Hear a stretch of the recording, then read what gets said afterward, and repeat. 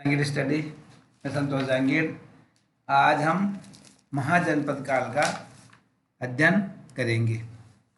महाजनपद काल का जो समय था 600 ईसा पूर्व से लेकर 325 ईसा पूर्व तक रहा। ये महाजनपद काल का समय था। ये सामने मैप दे रखा है आपके। इसमें देखो 16 महाजनपदों के बारे में इस मैप में दे रखा है। 16 महाजनपद देखिए। इसमें सबसे पहले हम देखते हैं इधर से ऊपर इधर सबसे पहले कंबोज, पेशावर, गांधार, तक्षशिला, इसके बाद कुरुक्षेत्र, इंद्रप्रस्थ, सूरसेन, मत्स्य, अवंती। इस कुरुक्षेत्र, इंद्रप्रस्थ, सूरसेन, मत्स्य, ये मत्स्य जनपद राजस्थान के अंदर राजस्थान के अंदर था। सूरसेन उत्तर प्रदेश, मथुरा, यमुना नदी के पास में। ये जो दे रखा है ये श्रावस्ती, काशी, अयोध्या, कपिलवस्तु बिहार, नेपाल के पास में विदेशाक्य, इसके अलावा ताम्रलिप्ति बंदरगाह था उसके पास में। जो ये है ये सारे जनपदों का जो मैप दे रखा है आपके। ये उस समय ये जनपदों के अस्मक जनपद जो दक्षिणी भाग के अंदर आ गया, अस्मक जनपद देखिए आप। और ये जो मध्य क्षेत्र में जनपद थे, मध्यम कुरुक्षेत्र, मथुरा, सूरसेन, मत्स्य, अवंती, उज्जैनी। और इसके अलावा हम बात करते हैं अपने यहाँ पे इधर ये चंपा, अंग, लिच्छवी, नेपाल के पास में लिच्छवी, कपिलवस्तु, श्रावस्ती, अयोध्या, ये यमुना, गंगा यमुना नदी, ये पांचाल, हस्तिनापुर के पास में, इंद्रप्रस्थ, कुरुक्षेत्र की राजधानी इंद्रप्रस्थ, मथुरा। ये जो जनपदों के बारे में नक्शा दे रखा है ये। इसके अलावा ये पूरे जनपद भारत में इन क्षेत्रों में फैले हुए थे। अब हम बात करते हैं जनपदों के बारे में। तो जनपदों 6वीं शताब्दी ईसा पूर्व में उत्तर भारत में अनेक सबसे ज़्यादा जनपदों का विस्तार था उत्तर भारत में ज़्यादा था। उत्तर भारत में अनेक विस्तृत और शक्तिशाली स्वतंत्र राज्यों की स्थापना हुई 6वीं शताब्दी ईसा पूर्व के अंदर, 600 ईसा पूर्व में। जब वैदिक काल समाप्त हो गया, उत्तर वैदिक काल खत्म हो रहा था, उस समय के बाद में महाजनपद काल आता है अपने इतिहास में। हम वो देख रहे तो इसके बाद में क्या हुआ था, उत्तरी भारत में बहुत सारे जनपद स्वतंत्र राज्य है जिन्हें महाजनपदों की संज्ञा दी गई, जिन्हें क्या कहा गया, महाजनपदों की संख्या दी गई थी। सबसे पहले हम देखते हैं अब बौद्ध बौद्ध धर्म के जो ग्रंथ था अंगुत्तर निकाय, उसके अनुसार 16 महाजनपद विद्यमान थे। जो महत्वपूर्ण महाजनपद 16 जनपद थे, महाजनपद थे। जो बौद्ध ग्रंथ था अंगुत्तर निकाय में इसका उल्लेख किया गया है। जनपदों का मोस्ट बात है किसमें जनपदों के बारे में जानकारी मिलती है, तो आपको याद रहना चाहिए बौद्ध ग्रंथ अंगुत्तर निकाय। और जैन ग्रंथ था भगवती सूत्र, उसमें भी 16 महाजनपदों की सूची मिलती है। तो जो महत्वपूर्ण ग्रंथ थे उस समय के, उसमें तो जनपदों का उल्लेख इन ग्रंथों में मिलता है। तो 16 महाजनपदों के बारे में जानकारी इन 2 ग्रंथों में आपको अच्छी तरह मिल जाएगी। 16 महाजनपदों में जो सबसे शक्तिशाली जनपद था वो मगध सबसे शक्तिशाली जनपद था। जो मगध जनपद था वो सबसे ज़्यादा शक्तिशाली था। इसके अलावा 16 महाजनपदों की बात करें हम तो 16 महाजनपदों में अस्मक एक ऐसा जनपद था जो दक्षिणी भारत, जो अस्मक जनपद था वो दक्षिणी भारत में गोदावरी नदी के किनारे स्थित था। मैंने आपको बताया ऐसे गोदावरी नदी के पास में ये जो अस्मक जनपद है ये दक्षिणी भारत के अंदर था। एक ही जनपद ऐसा जो दक्षिणी भारत में था। और देखते हैं हम इसके अलावा 2 प्रकार के राज्य थे उस समय, राजतंत्र और गणतंत्र। राजतंत्र और गणतंत्र 2 प्रकार के राज्य होते थे। तो राजतंत्र कौन कौन से थे जो मैं आपको बताऊं, कौशल, वत्स, अवंती और मगध। ये जो 4 राज्य मैंने बताए, कौशल, वत्स, अवंती और मगध सर्वाधिक शक्तिशाली राजतंत्र थे। राजतंत्र के बारे में आप समझते हैं जिसमें राजाओं का शासन होता है, राजतंत्र होता है जिसको राजा वंशानुगत होता है, राजतंत्र। इसके अलावा गणतंत्र थे। जो मुख्य गणतंत्र कौन कौन से थे, कपिलवस्तु के शाक्य जिसमें गौतम बुद्ध से संबंधित क्षेत्र था, सुषमारगिरी के भाग, अलकप के बुली, केशपुत के कालाम, रामग्राम के कोलिये, कुशीनारा के मल और पावा के मल, पिपलियन के मौर्य और वैशाली के लिच्छवी, मिथिला के विदेह, ये गणतंत्र थे उस समय। बौद्ध काल का बुद्ध का काल था, बुद्ध के काल का जो महत्वपूर्ण जनपद था वो था वैशाली का लिच्छवी गणराज्य। जो वैशाली का यानी बुद्ध धर्म का जो मतलब बुद्ध के समय का जो जनपद था शक्तिशाली, वो था वैशाली का लिच्छवी गणराज्य। वो सबसे ज्यादा शक्तिशाली जनपद था। इसके अलावा युद्धकालीन 4 शक्तिशाली जनपद और थे, कौशल, मगध, वत्स, ये। अब मैं आपको इन जनपदों के बारे में एक राजधानी से एक बार और बताना चाहता हूँ। इसमें नक्शे के अंदर दे रखा है, राजधानी दे रखी है दो सारी, देखो। काशी की राजधानी वाराणसी है, इसके अंदर काशी की राजधानी है वाराणसी। कुरु जो जनपद है उसकी राजधानी इंद्रप्रस्थ था। तो ये 16 जो जनपदों के नाम और राजधानी में एक बार बोल रहा हूँ, उनको आप बार बार सुनना, देखना उनको। तीसरा आता अंग जनपद आता है, इसमें चंपा, इसकी राजधानी क्या थी, चंपा। चौथा जो जनपद है, चौथा नंबर मगध, जो मगध की राजधानी राजगृह या गिरिव्रज थी। जो मगध जनपद था, महाजनपद था, उसकी राजधानी राजगृह या गिरिव्रज थी। इसके अलावा आता वज्जी।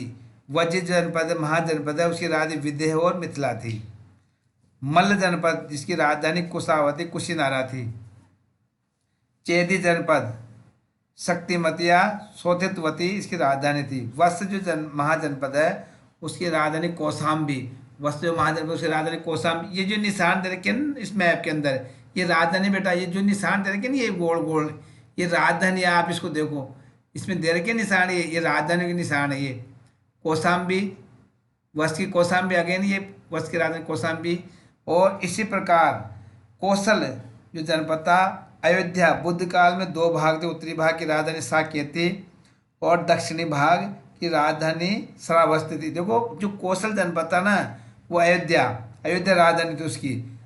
और बुद्ध के समय में इसके 2 भाग हो गए थे, उत्तरी भाग और दक्षिणी भाग बढ़ गया थे जनपद बुद्ध के समय में। तो बुद्ध के समय जो उत्तरी भाग था उसकी राजधानी साकेती और दक्षिणी भाग की राजधानी श्रावस्ती थी। 2 राजधानी हो गई इसमें, श्रावस्ती और ये क्या थे, मैंने साकेत। तो ये आपको देखो इसके अंदर श्रावस्ती राजधानी दे रखी है यहाँ पे, इसके अंदर कौशल के अंदर।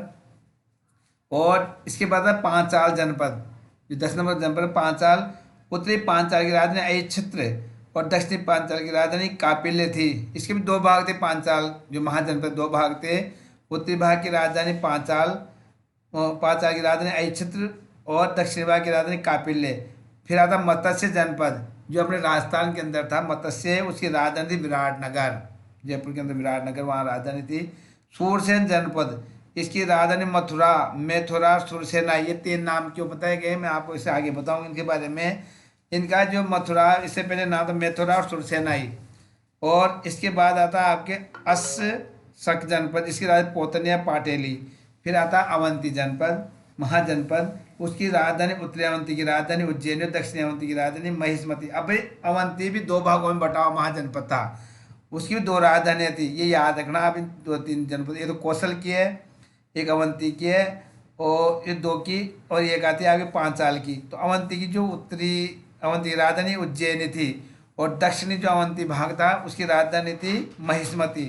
फिर गांधार जो जनपद था उसकी राजधानी तक्षशिला और कम्बोज की राजधानी राजपुर या हाटक। इस प्रकार की राजधानी थी उसके उस समय की जनपदों की। जनपद मैंने आपको बताया, पूरे गिना दिए। तो ये मैप के अंदर जो निशान थे लेकिन गोल्ड निशान, ये राजधानी के चिन्ह, ये देखो आप, ये है राजधानी के। अब देखते हैं हम आगे राजस्थान के प्रमुख जनपद देखेंगे हम। तो राजस्थान के अंदर कौन कौन से प्रमुख जनपद थे उसके बारे में हम अध्ययन करते हैं।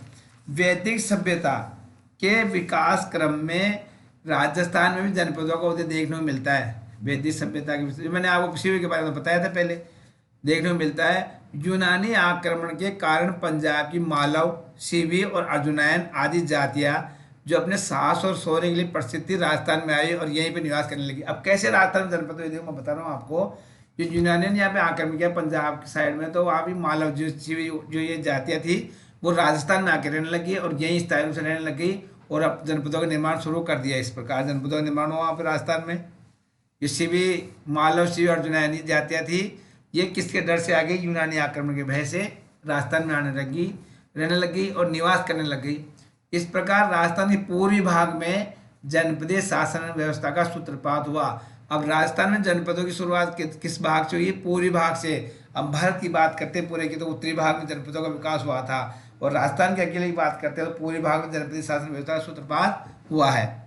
प्रमुख जनपद कौन कौन से राजस्थान के, वो देखिए जांगल, सबसे जो पहला था जांगल, मत्स्य, सूरसेन और शिवी, ये 4 जनपद थे राजस्थान के। तो देखो जांगल के बारे में हम अध्ययन करते हैं।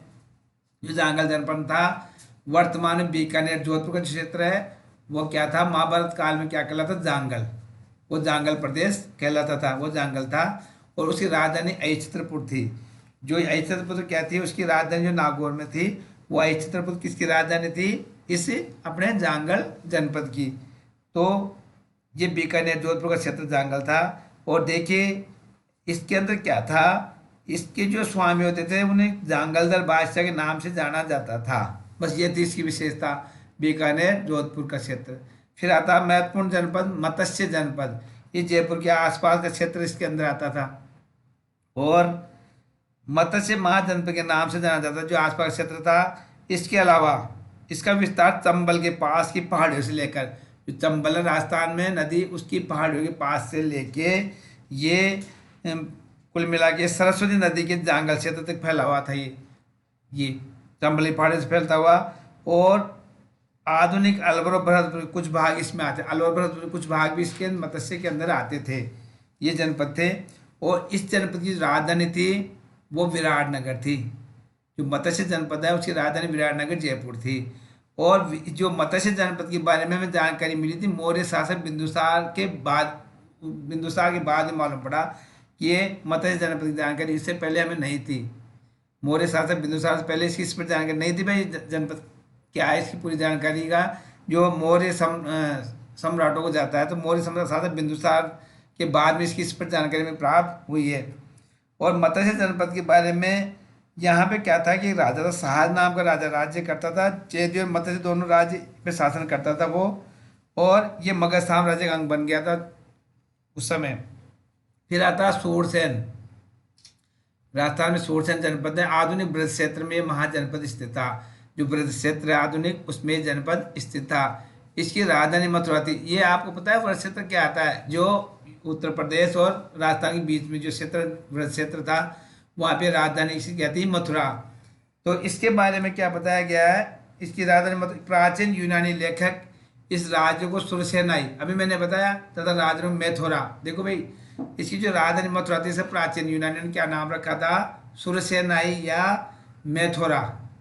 इस राज्य को तो सुरसेनाई कहते थे।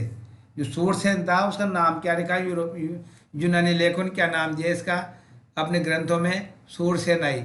और राजधानी को क्या कहा, मैथोरा। आ रही समझ में।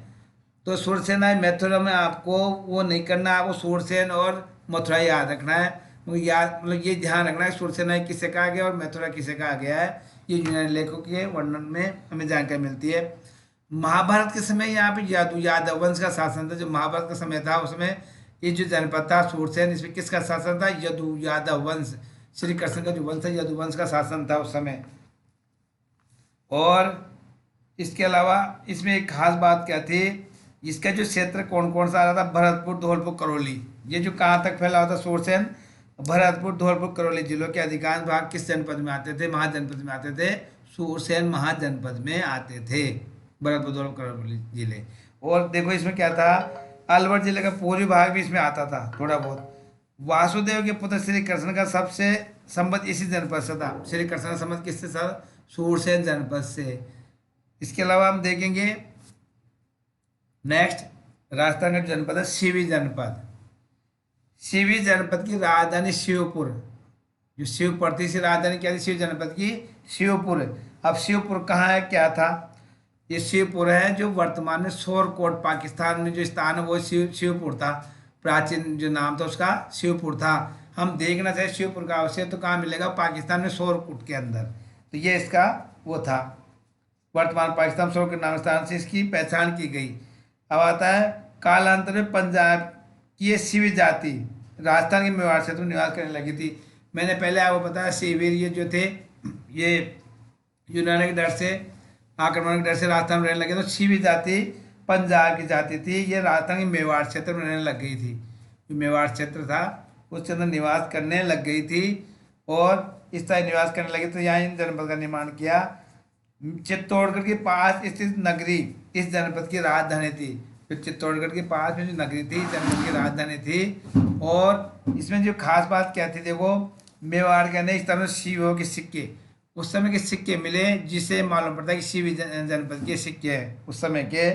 और मंदसौर के पास 5 गुहा लेख प्राप्त हुए, लेख गुफाओं के अंदर लेख लिखे हुए मिले, जिससे मालूम पड़ता है कि शिव जनपद का प्रसार पश्चिम से लेकर दक्षिण पूर्व तक फैला हुआ था। मंदसौर मंदसौर तक फैला हुआ है। तो मंदसौर के हमारे ग्वालियर से मालूम पड़ता है कि जनपद पश्चिम से लेकर दक्षिण तक फैला हुआ था। और इसकी जो खास बात एक और बताऊं मैं आपको, इसमें देखिए ये गणतंत्रात्मक शासन प्रणाली थी इसके अंदर जनपदों में। इन जनपदों में क्या थी, गणतंत्रात्मक शासन प्रणाली। राजसत्ता कुलीन परिवारों के हाथ में रहती थी। जो राजसत्ता क्या थी, कुलीन परिवारों के हाथ में थी। समझ में आ रही है आपकी बात। तो इसमें कई संस्थाएं थी, सबसे ज़्यादा महत्वपूर्ण बहुत सारी संस्थाएं थी। देखो मैं आपको संस्थाओं के बारे में बता रहा हूँ, बहुत सारी संस्थाएं थी। एक संस्था है, इसमें बहुरंगी सलाखाएँ थी। इसके अंदर अनुविरोध ये संस्था जो सर क्या कार्य होता था, चुनाव संबंधित कार्य कराया जाता है उसके द्वारा। और सबसे जो महत्वपूर्ण एक सभा थी इसकी संस्थागार। संस्थागार जनपदों की सबसे बड़ी संस्था होती थी। जो संस्थागार है वो जनपदों की सबसे बड़ी संस्था थी। और राज्य की नीति के आधार पर नियमों का निर्धारण इसी सभा में होता था। जो संस्थागार सभा होती थी सबसे बड़ी थी, और नियम निर्माण इसी में किए जाते थे। Thank you.